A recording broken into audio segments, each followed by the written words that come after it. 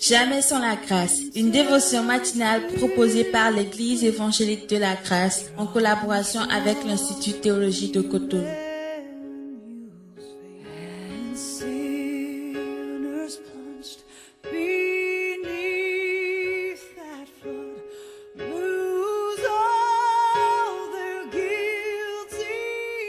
Bonjour chers amis, chers internautes, nouvelle journée, bienvenue dans cette nouvelle dévotion de ce matin, d'où Jésus. Encore une fois, tu nous offres cette journée et certainement tu as les provisions nécessaires pour que cette journée soit une réussite. Communique-nous cette provision au travers de ta parole ce matin, en ton nom précieux Jésus. Amen. Alors je vous propose pour ce matin et dans les jours à venir, Dieu voulant, un passage dans 2 Rois. Et ce matin, nous tournons dans 2 Rois, chapitre 5, le verset 15, où il est écrit. Naaman retourna vers l'homme de Dieu avec toute sa suite. Lorsqu'il fut arrivé, il se présenta devant lui et dit, « Voici, je reconnais qu'il n'y a point de Dieu sur toute la terre, si ce n'est en Israël. Et maintenant, accepte, je te prie, un présent de la part de ton serviteur. » Amen. Alors, dans ce passage, nous voyons une histoire des plus intéressantes, l'histoire de Naaman, le chef de l'armée syrienne qui fut guéri de sa lèpre. C'est une autorité qui jouissait même de la faveur de son roi, mais le problème c'est que Naaman avait un problème, et le problème de ce problème, c'est le problème de la lèpre qui est un symbole du péché dans la parole de Dieu. Alors, nous voyons que Naaman vient en Israël et là, il va recevoir une guérison. Il va se tourner vers le prophète Élisée et il sera guéri de sa lèpre. Bonne nouvelle, n'est-ce pas? Alors, comme tout homme normalement bien constitué, qui va exprimer sa reconnaissance après un bienfait, Naaman va apporter les cadeaux, les présents à Élisée. Élisée, voici les cadeaux. Et chose extraordinaire, nous voyons que Élisée va refuser ces cadeaux. Élisée ne va pas du tout accepter de prendre les cadeaux et il va dire à Naaman, loin de moi la pensée de prendre quelque chose de ta main, mais continue ton chemin, que Dieu te bénisse. Alors, la question que je me suis posée, Élisée a-t-il agi ainsi parce que a-t-il compris qu'il y a des choses dans la vie qui ne s'achètent pas? C'est intéressant de voir cette question, mais ça, les choses qui ne s'achètent pas juste pour la simple raison que ce ne sont pas des choses qui sont à vendre.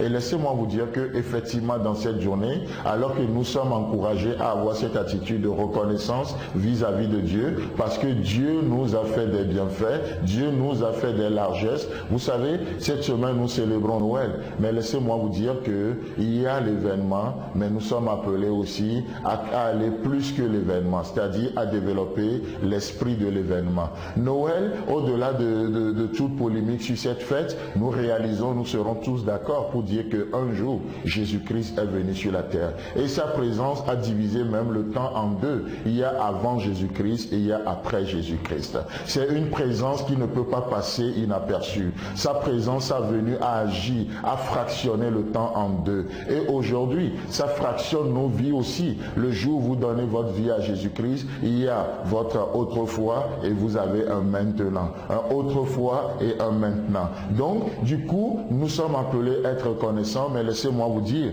qu'il y a des choses qui ne sont pas à vendre. Parce qu'on ne peut même pas les acheter. Vous savez, ici, la guérison divine se donne par le Tout-Puissant. Elle n'est pas à vendre. Dieu guérit comme il guérit. Dieu ne vend pas ses bénédictions. Les vraies bénédictions, la vraie guérison, Dieu ne la vend pas. Dieu donne, il guérit qui il veut, comme il veut, quand il veut, par qui il veut. Et dans cette journée, laissez-moi vous dire que Dieu n'aura pas besoin de demander la permission à qui que ce soit avant de vous faire du bien, avant de vous visiter. Oh, il y a des choses que Dieu ne vend pas. Les faveurs de Dieu ne se méritent pas. Dieu décide de les donner. L'amour de Dieu, l'amour se donne.